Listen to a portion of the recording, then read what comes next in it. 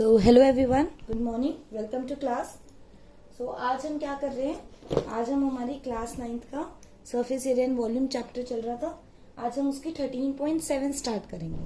Fine, we all know that this very particular exercise is on the solid figure right circular cone. ठीक है, ये हमारा 13.7 surface area and volume, इसका हमारा part 1 है। ठीक है, हम बहुत आराम से करेंगे, तो प्लीज बहुत ध्यान से करना, कोई प्रॉब्लम नहीं आएगी आपको। कोई प्रॉब्लम आती है you can comment me down there. Fine, तो अब हम क्या कर रहे हैं, पहले थोड़ा सा इंट्रोडक्शन पार्ट करेंगे। इंट्रोडक्शन पार्ट में हम क्या करेंगे, हम ये देखेंगे हमें पढ़ना क्या है। हमें पढ़ना है इस कोन के बारे में।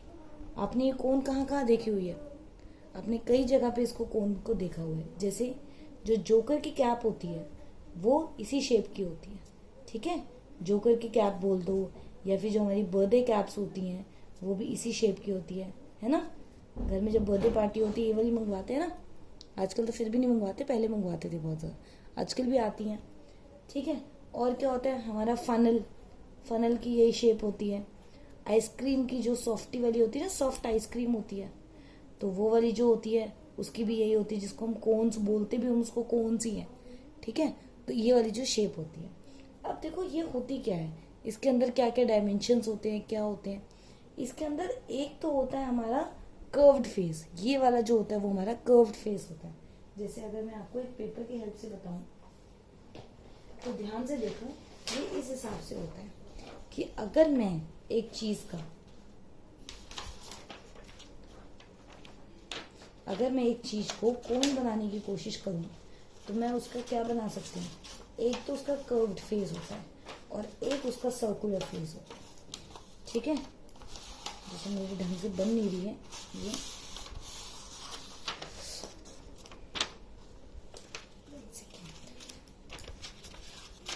चलो अप्रोक्सीमेटली मैं आपको दिखा देती हूँ। अगर मैं एक ऐसी सी कोन बनाऊं, ठीक है, अगर मैं एक ऐसी सी कोन टाइप शेप बनाऊं तो ये मेरा क्या होगा, ये जो मेरी कोन टाइप शेप होगी ये क्या होगा, एक तो कर्व्ड फेस होगा और एक इसका क्या होगा नीचे से बेस, सर्कुलर बेस होगा। ठीक है, अभी मुझे कोई ऐसी चीज मिल नहीं रही है, इससे आप आइडिया लगाओ। ये देखो जो कैप है, तो ये वाला जो है it is not exactly conical. ये जो साइड वाली इसकी चीज है वो क्या है, कर्व्ड है, और ये इसका क्या है, सर्कुलर बेस है। तो हमें इस तरीके की जो है फिगर देखनी पड़ती है। दो फेसेस होते हैं इसके, कर्व्ड और नीचे का इसका सर्कुलर फेस। अब इसमें जो हमें डायमेंशंस पढ़नी होती है वो होती है, एक तो होती है इसकी रेडियस जिसको हम आर से रिप्रेजेंट करते हैं, एक होती है इसकी वर्टिकल हाइट जिसको हम एच से रिप्रेजेंट करते हैं, और एक होती है इसकी स्लांट हाइट। ठीक है, स्लांट जो टेढ़ी वाली लाइन होती है, और यहाँ पर हमारा राइट सर्कुलर कोन है तो राइट एंगल होता है, 90 डिग्री होते हैं। ठीक है, अब जब भी अगर हमें इसके बारे में कुछ पढ़ना है, इसकी कैपेसिटी निकालनी है, या फिर आप टेंट में भी बोल सकते हो, टेंट में भी यही शेप होती है। आपके बहुत सारे एनसीईआरटी के जो क्वेश्चंस हैं वो भी इसी पे बेस्ड है, टेंट के बारे में लेकर कि how much canvas is required, तो कितना कैनवस रिक्वायर्ड होता है उसके लिए भी ये चीज़ बहुत ज़्यादा इंपॉर्टेंट है। तो वो कह रहे हैं कि भाई हमें कुछ पर्टिकुलर फॉर्मूलाज चाहिए ना, हम कैसे निकालेंगे टेंट के अंदर कितने लोग बैठ सकते हैं, कितना कैनवस रिक्वायर्ड हुआ, इसके अंदर अगर मान लो ये कॉनिकल फनल है तो उसके अंदर कितना पानी आ सकता है, उसकी कैपेसिटी क्या है, all such things. Fine, so for that very thing we need to have some kind of formulas. तो ध्यान रखना, कभी भी अगर तुम्हें कैपेसिटी की बात करें, ठीक है, कैपेसिटी की बात करें तो वो तुमसे वॉल्यूम मांगेंगे। तो जो वॉल्यूम होता है वो सिलेंड्रिकल वॉल्यूम का 1/3 होता है। सिलेंडर के लिए आप 1/3 यूज करते हैं, सॉरी सिलेंडर के लिए आप πr² यूज करते हैं, और जो कोन का वॉल्यूम होता है वो उसका 1/3 होता है। So this is 1/3 of πr²। ठीक है, सिंपल कैपेसिटी अगर कोई पूछे इसके अंदर कितना पानी है तो तुम इतना बता देना कि ये इतना सेंटीमीटर क्यूब या इतना लीटर पानी होगा। ठीक है, हो गया। अब वो कहता है कि अगर मुझे इसमें अगर टेंट बनाना है तो इसमें कैनवस कितना रिक्वायर्ड होगा। अगर मैं बोलती हूँ कि मुझे कैनवस कितना रिक्वायर्ड है तो मैं उसका CS से निकालूंगी। कैसे निकालूंगी मैं उसका CS से, मैं उसको करूंगी हाफ इंटू में स्लांट हाइट इंटू में इसका सर्कुलर फेस। सर्कुलर फेस कितना है 2πr, तो अगर मैं इस 2 और 2 को कैंसिल कर दूं तो ये हो जाएगा पाई आर एल। ठीक है, ये हो जाएगा पाई आर एल। तो आपको अगर कितना कैनवस रिक्वायर्ड है उसके लिए आपको क्या करना पड़ेगा, पाई आर एल करना पड़ेगा। अब अगर वो बोलता है कि कैनवस को बेस पे भी डालना है, मुझे उसी की बेडशीट भी बनानी है, तो मैं उसको बोलूंगी भाई आप टोटल सरफेस एरिया के अकॉर्डिंग ले लो। टोटल सरफेस एरिया कितना होगा, कर्व्ड, और इसको हम लेटरल भी बोलते हैं, प्लस बेस का एरिया क्या है, बेस तो सर्कुलर है, तो बेस का एरिया क्या है, पाई आर स्क्वायर। देखो तो दोनों में पाई आर क्या है, कॉमन है, तो एल प्लस आर। ठीक है, लेकिन अब हो सकता है कि तुम्हारे पास सिर्फ आर और एच गिवन हो, जैसे 3 चीजें में से सिर्फ 2 ही गिवन हो, तो तुम तीसरी कैसे निकालोगे। उसके लिए बहुत जरूरी है कि इन तीनों के बीच में रिलेशन पता हो। तो तुम देख रहे हो ये क्या है, ये एक ट्राइंगल जैसी चीज है, और वो भी राइट एंगल ट्राइंगल। तो राइट एंगल ट्राइंगल के जो डायमेंशंस होते हैं, बेस, परपेंडिकुलर और हाइपोटेन्यूज, इन सबको कंबाइन करने के लिए कौन सी थ्योरम है हमारे पास है पाइथागोरस थ्योरम। तो हमें पता है जो हमारी स्लांट हाइट होती है, ठीक है, स्लांट हाइट का जो फॉर्मूला है वो हमने हमारे पाइथागोरस थ्योरम से निकाल दिया। ये हाइपोटेन्यूज है, तो ये हो जाएगा बेस का स्क्वायर प्लस परपेंडिकुलर का स्क्वायर।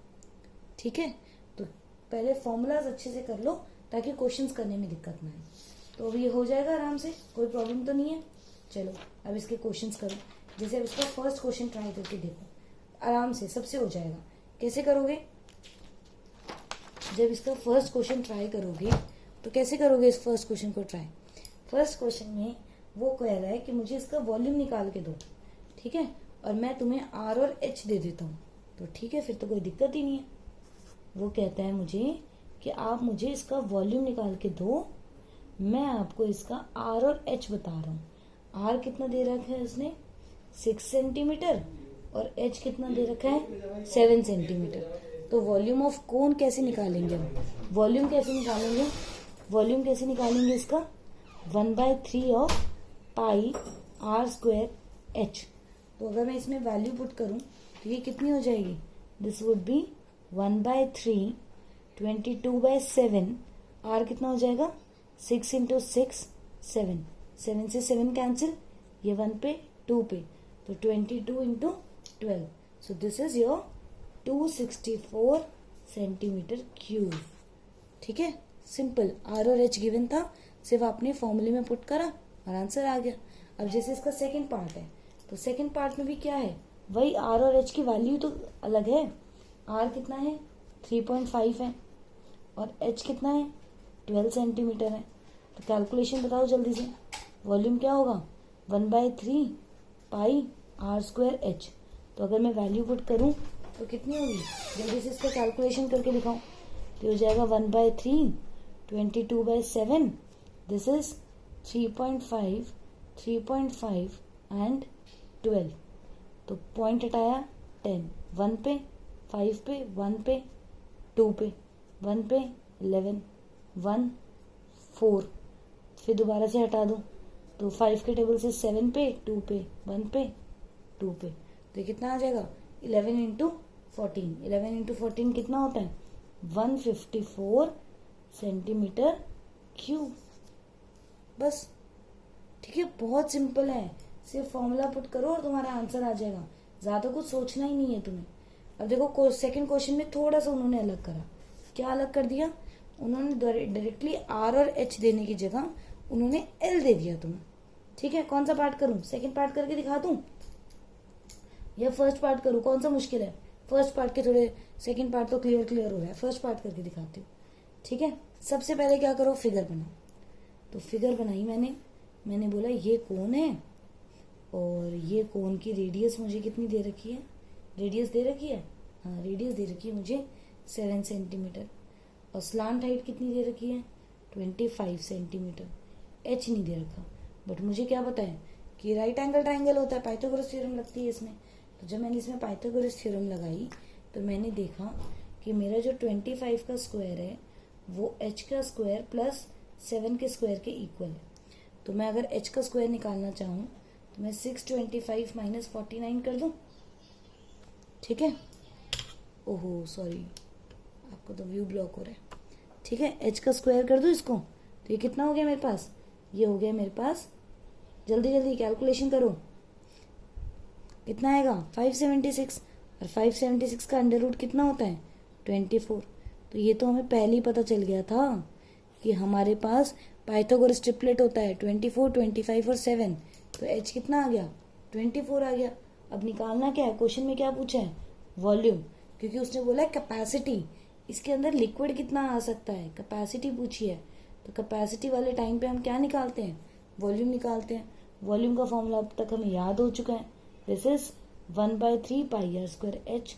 तो मैंने लिखा 1/3 पाई हो गया 22/7, आर कितना हो गया 7 × 7, और एच अभी भी मैंने निकाला है 24। तो कैलकुलेशन करो, ये 1 पर, ये 8 पर, 7 से 7 कैंसिल। तो जब मैं 22 को 56 से मल्टीप्लाई करूंगी तो कितना आ जाएगा, 56 × 2 करके जल्दी करो, मल्टीप्लाई करेंगे तो आंसर कितना आ जाएगा मेरे पास, आंसर आएगा 1232 सेंटीमीटर क्यूब। लेकिन एक चीज ध्यान से देखो, क्वेश्चन पढ़ो, उसने बोला था कि वॉल्यूम जो है मुझे लीटर्स में चाहिए, लेकिन मेरा जो आंसर आया है वो सेंटीमीटर क्यूब में आया है। तो सेंटीमीटर क्यूब को लीटर में कन्वर्ट करने के लिए क्या करते हैं, 1000 से डिवाइड कर देते हैं। तो 1000 से डिवाइड करते हैं तो ये आएगा 1.232 लीटर। ठीक है, यहाँ पर सेंटीमीटर क्यूब भी लिखना गलत होगा, यहाँ पर सेंटीमीटर क्यूब लिखना गलत होगा।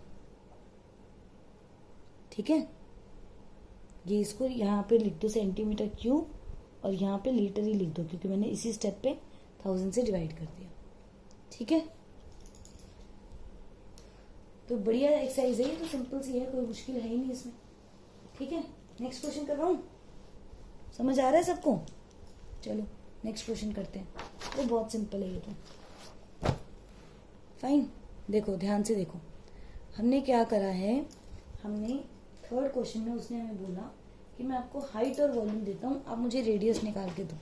हमने बोला ठीक है भाई, कोई दिक्कत ही नहीं है, तुम मुझे वॉल्यूम बताओ, वॉल्यूम कितना है। उसने बोला मैं तुम्हें बताता हूँ कि एक कोन की कैपेसिटी कितनी है, उसके अंदर कितना पानी है। उसने बोला 1570 सेंटीमीटर क्यूब का वो पानी होल्ड कर सकती है।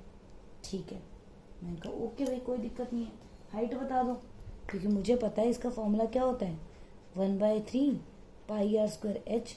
तो मैं इसको 1570 से कंपेयर कर दूंगी।